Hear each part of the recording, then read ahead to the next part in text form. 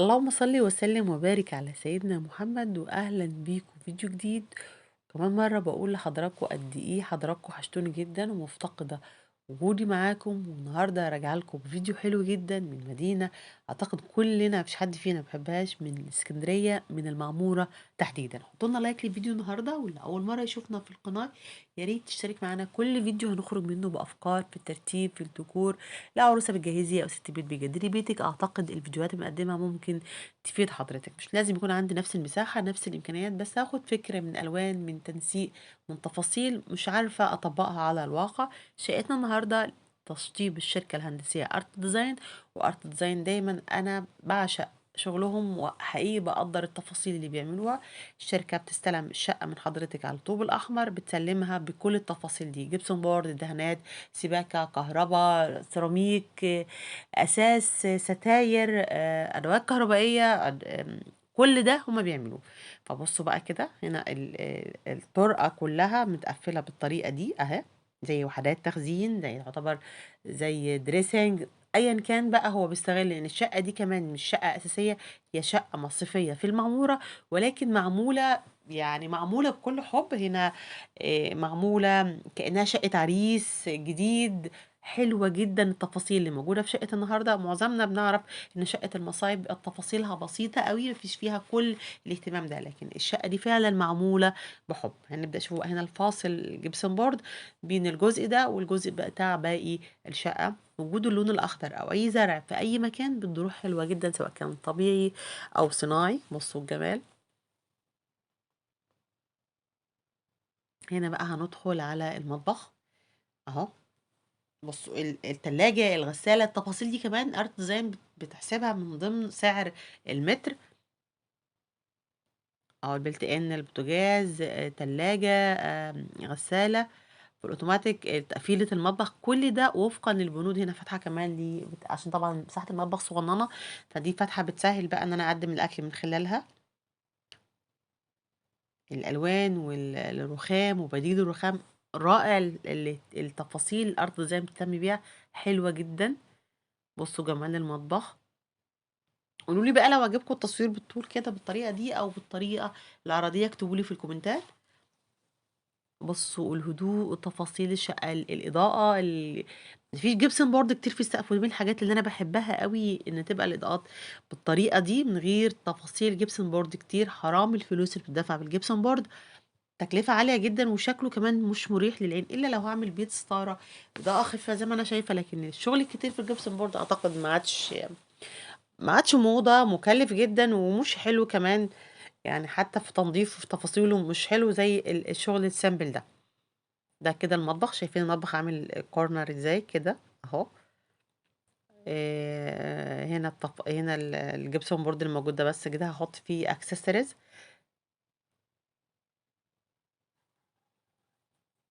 شايفين شكل المطبخ حلو قوي، فكرته بالطريقه دي. الصاله وفي بقى الفوتيه اللي جنبه كده، بيعجبني تفاصيلهم في الستاير من غير ما اعمل ستاير معقده وبرائع. سيمبل بس مجرد ستاره تبقى تقيله وستاره تانية شفون وكده، حلو قوي. تحت الشقه حلوه جدا. بصوا شايفين قد ايه السفرة سيمبل، وتناسب طبعا مع شقة مصرفية، بس داخل فيها كمان الاستانلس. حلو قوي الاستانلس، اهتمام بالتفاصيل. هنا كمان الإضاءة اللي في الجبسون بورد مع وجود الزرع الأخضر ده حلوة. درجات الدهانات الأوف وايت والأبيض. المكتبة هنا مش جبسون بورد، مكتبة خشب، وعليها عليها التلفزيون وانتري رائع من غير دربكة من غير تفاصيل كتير. شقة عروسة مش مجرد شقة مصيفية. شابوه ارت ديزاين، ودايما بيبهرني بكل التفاصيل اللي بيعملها. الكوشن باللون البني مع بصوا الرجلين بتاع الانتريه حلو قوي الماتشنج اللي موجود هنا. دي بصوا الترابيزة، بصوا السفرة وجمالها.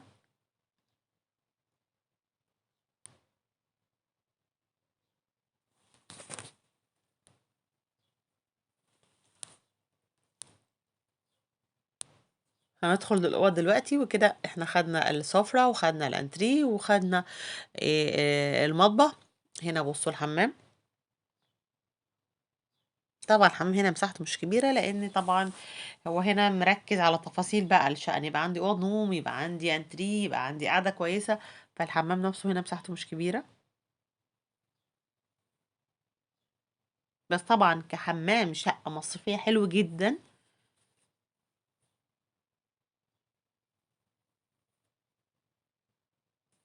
أكيد كتير لفيديو النهارده عشان طبعًا الفيديوهات توصل لناس كتير، لإن أكيد في ناس كتير نسيت القناة ونسيت المحتوى، وطبعًا ده حقكم لإنه بقى لي فترة طويلة أكيد الإشعارات مش توصل لناس كتير، فأرجو من حضراتكم إنكم ترفعوا الفيديو باللايكات والتعليقات، أكون طبعًا شاكرة جدًا ليكم عشان يوصل لناس كتير أو القناة تبدأ توصل للمتابعين بتوعها. بصوا بقى هنا هندخل في أول أوضة نوم، دولاب سيمبل.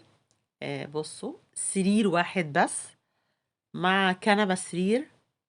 مش عاوز هو هنا يربك لي الأوضة وفي نفس الوقت بيحط كل اللمسات الجمالية. احنا ممكن في الشقة المصرفية بنركز ان يبقى في اكتر من عدد من السراير او اكتر من الاماكن لكن مفيش لمسات جمالية كتير.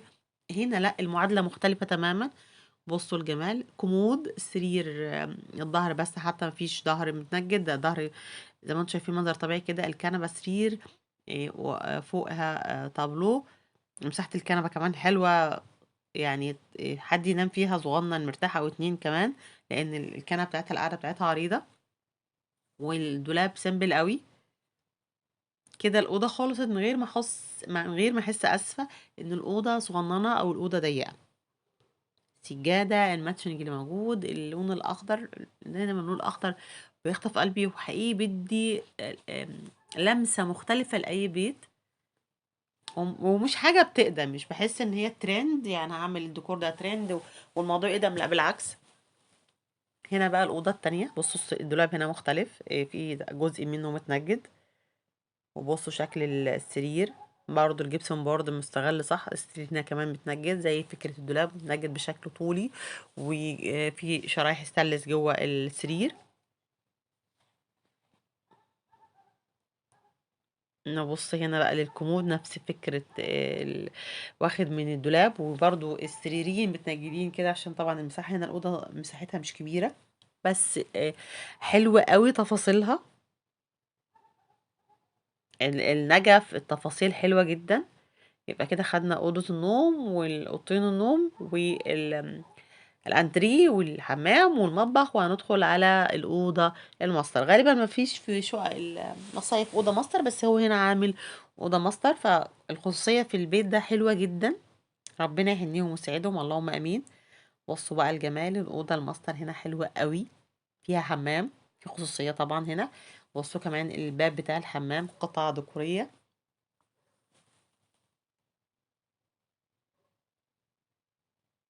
الدولاب مساحته طبعا هنا أكبر. وشوفوا بقى السرير. أتمنى فيديو النهاردة يكون نال إعجاب حضراتكم، استفدتوا منه في فكرة تقدروا تطبقوها في ألوان، في تنسيق، في استغلال مساحة. ترابيزة التلفزيون هنا من غير أي وحدة، من غير جبسون بورد، من غير حاجة تحتها. وهنا أنا مش محتاجة إلا طبعا في الشقق المصرفية، وأنا شايفة إن الفكرة سهلة. بصوا خلي بالنا الشقة دي فيها زوايا كتير بس هو مستغلها صح. بصوا جمال الحمام حلو قوي، الحوض بالمراية بالليد رائع طبعا. هنا كابينة شاور، حتى الازاز بتاعها حلو قوي، التفاصيل اللي فيه مع اللون الاخضر مع الابيض عادي تناغم حلو جدا. وهنا بقى السرير الماستر شكله حلو عاجبني برضو كمان. جايبه لكم بقى كل التفاصيل. في ناس تقول التصوير سريع متقدرش تاخدوا تفاصيل لو تاخدوا شوت من اي حاجه.